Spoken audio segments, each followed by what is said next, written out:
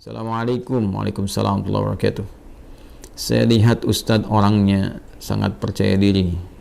Bagaimana cara mengatasi sifat pemalu, minder, dan rendah diri? Terima kasih Ustadz.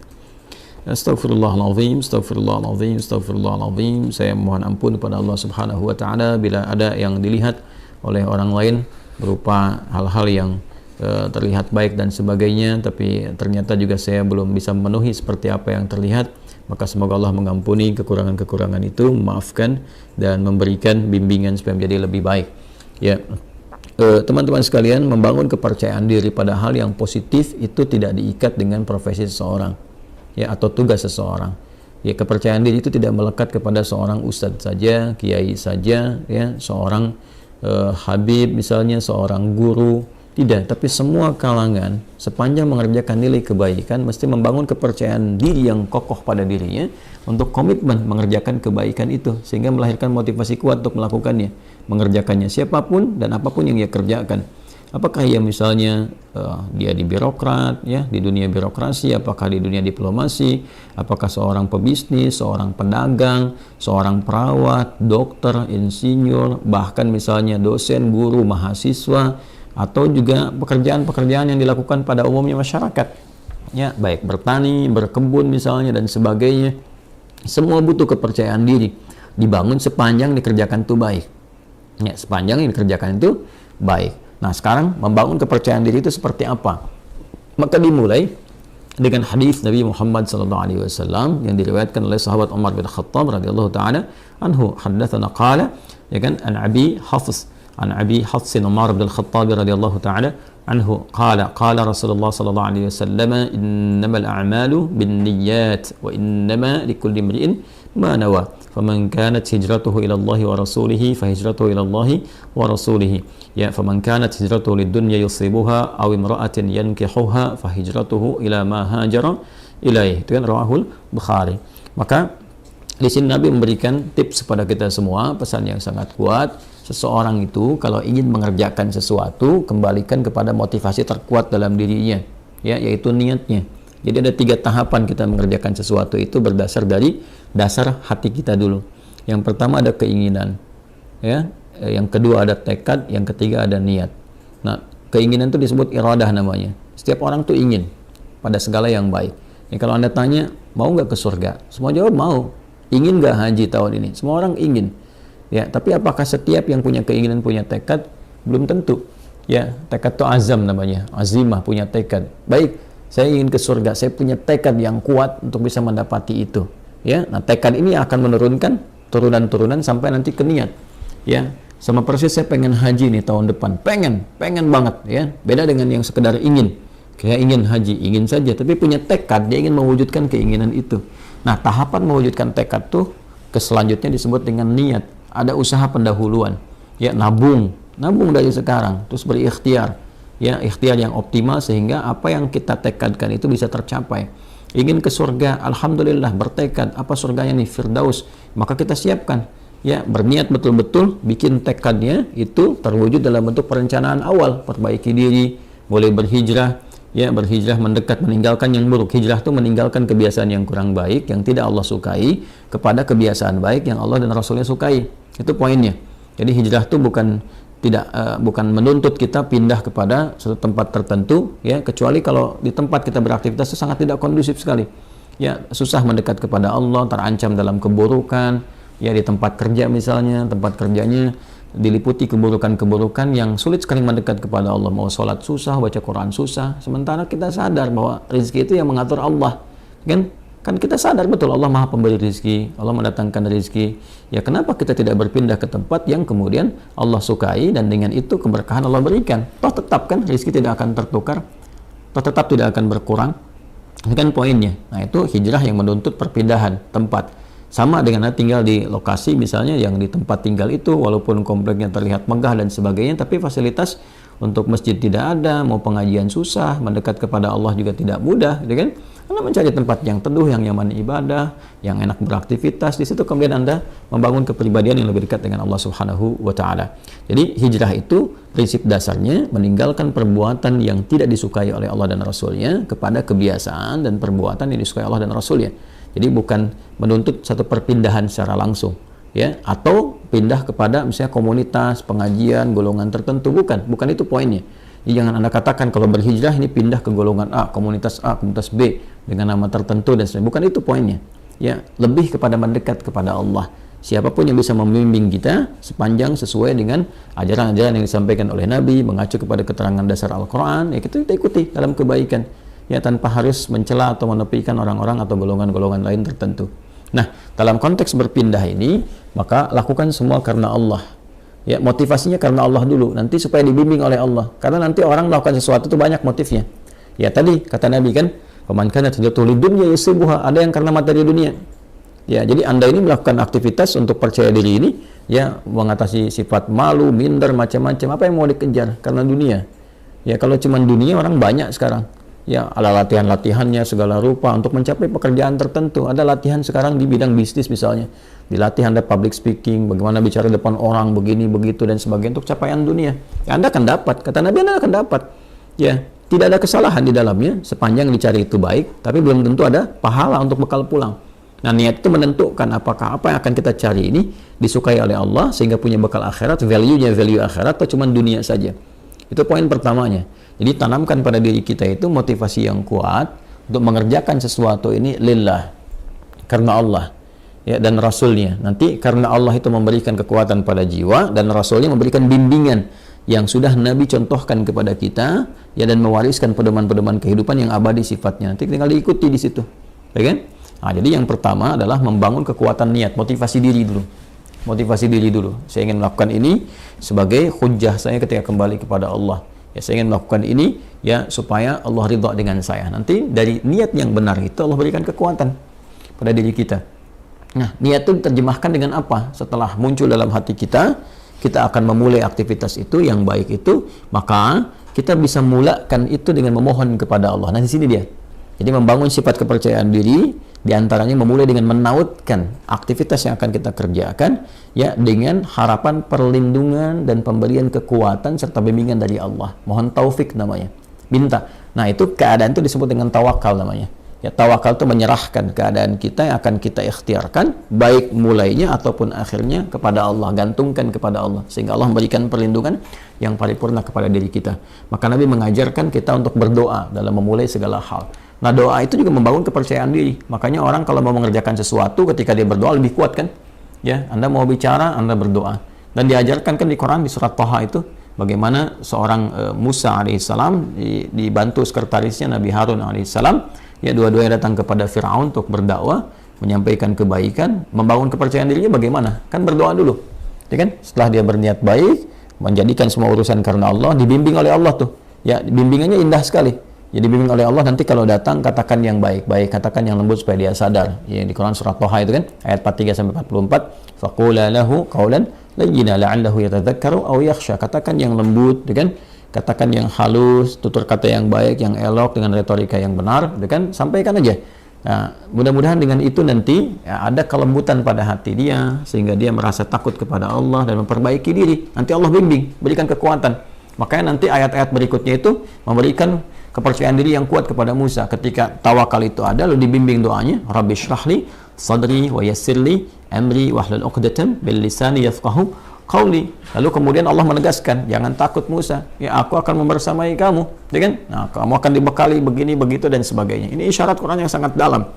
Tautkan aktivitas kita kepada Allah Subhanahu wa taala, lalu bacakan doa. Kalau di sini terkait dengan bagaimana supaya tampil bisa bicara dan sebagainya, doanya juga ada sendiri. Seperti tadi diajarkan di Quran, Rabbi shrahli sadri wa yassirli amri wahlul 'uqdatam min lisani yafqahu qawli. Nanti untuk belajar supaya pede nih, ya, jangan sampai pesimis, waduh saingannya berat nih, waduh ini bisa nggak lulus ujian. Percaya diri, yang dituntut ikhtiar kok. Nanti Allah yang mengatur Anda masuk di kampus mana, di sekolah mana yang terbaik untuk masa depan kita.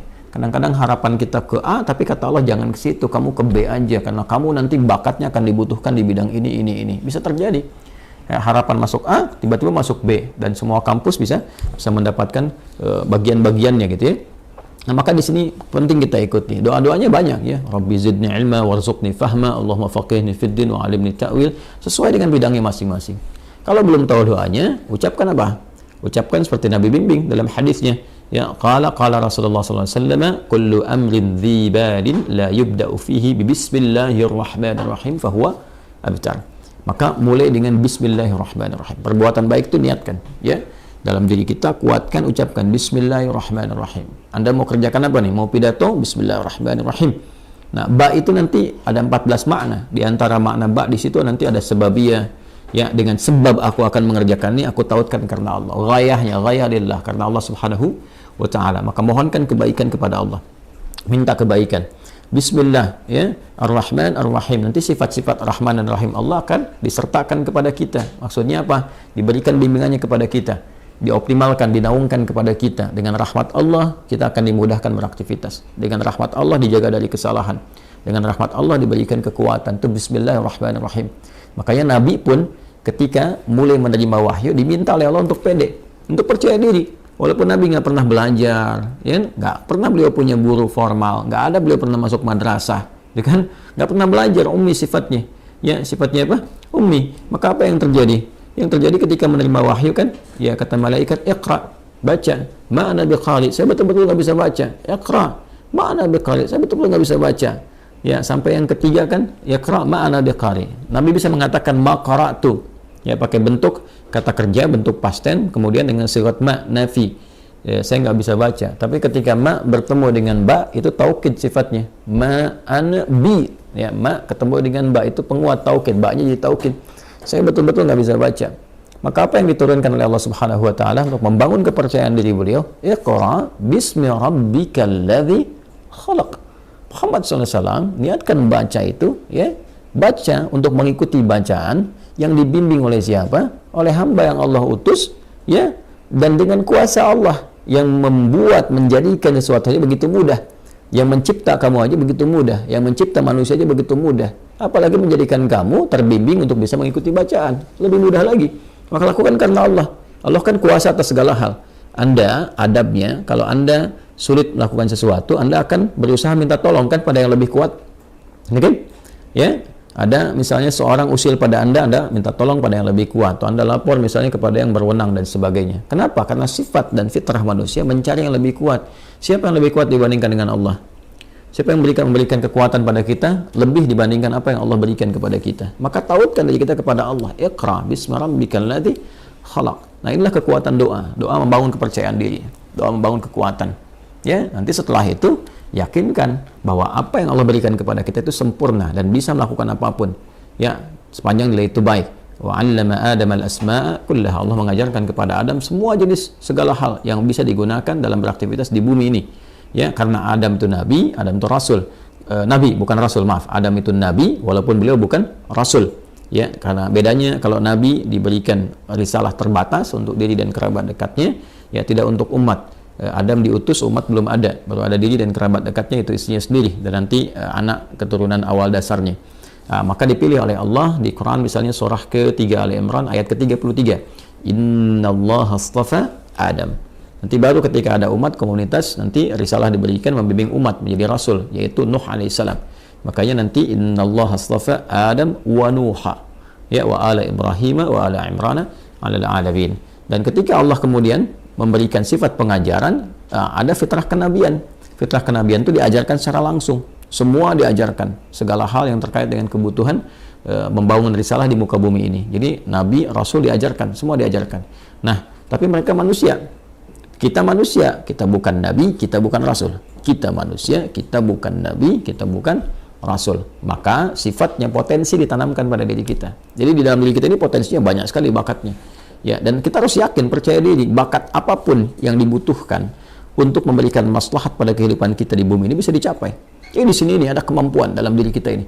Ya, untuk menjadi ahli fisika kah, kimia kah, matematika, ya dalam saat yang bersamaan ahli Quran, ahli hadis, mau bicara apapun. Coba lihat manusia tuh, lidahnya Masya Allah. Diajarin bahasa ini bisa, bahasa Inggris bisa, bahasa Arab bisa, bahasa Cina bisa. Ya, macam-macam tuh. Itu dari lidah, dari bahasa aja. Coba lihat bagaimana Allah memberikan kemampuan kepada kita dengan memori yang sangat luar biasa untuk bisa mengingat dan hafal benda-benda. Anda itu luar biasa. Coba kalau Anda mau kumpulkan benda-benda di lingkungan Anda aja, Anda bisa ingat tuh. Ya, benda-benda lingkungan kita bisa kita sebutkan 1, 2, 3. Berapa banyak memori kita, kapasitasnya. Artinya kita ini makhluk yang sangat unik. makhluk yang sangat istimewa. Laqad khalaqnal insana fi ahsani taqwim. Quran surah 95 ayat keempat itu. Allah bersumpah dengan 3 risalah. Risalahnya Nabi Isa alaihissalam, Nabi Musa alaihissalam, Nabi Muhammad sallallahu alaihi wasallam. Ya. Wattini waz-zaitun, dengan Nabi Isa alaihissalam, watturi sinin Nabi Musa alaihissalam, wa hadzal baladil amin, ya Nabi Muhammad sallallahu alaihi wasallam. Laqad khalaqnal insana fi ahsani taqwim, dan pakai lam dan qad, pakai taukid dan tahqiq untuk menunjukkan kesempurnaan secara fisik aja udah sempurna tuh penciptaan manusia. Fisiknya sempurna, akalnya sempurna, potensinya sempurna. Tinggal kita membangun kepercayaan diri bahwa dengan kesempurnaan ini kita bisa mencapai itu.